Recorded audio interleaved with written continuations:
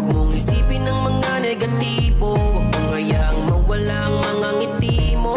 Chika lang palagi at maging positibo, basta gawin mo lang yung mga bagay na di mo ikakapangamak. Laging magpasalamat, gawin mo yan dapat kung anong nararapat. Lagi mong itatatak sa isip mo, gawin mo lang ng gawin mga hilig mo. Gawin mo lang ng gawin mga hilig mo, huwag mo na lang pansinin ang nasa paligid mo.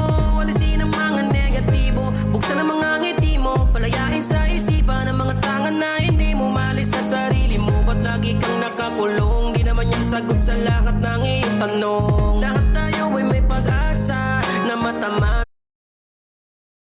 Okay lang.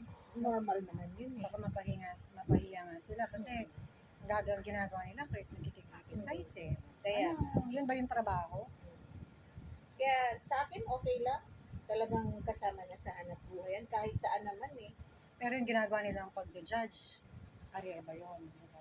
Ma-realize nila, Sa huli na lang. unless we don't know kung magkita sila ng pera sa paninira nila. Kaya sa akin, walang issue sa akin yan. Basta ako itutuloy ko kung ano yung gusto kong gawin na alam ko namang tama.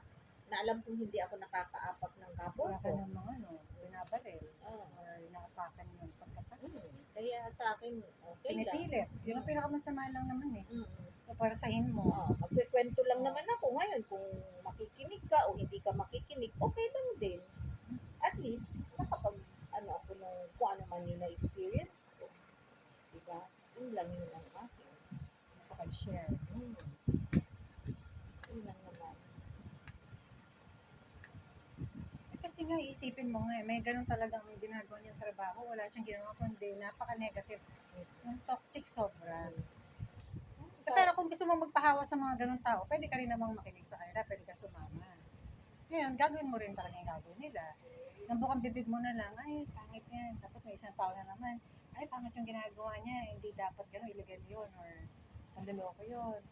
Tapos, tomorrow, yun na naman, meron na naman siya. Ibang tao na naman yung sisirain niya. Lahat na lang sinira niya, siya lang yung tama. Hindi na magandang tingnan eh.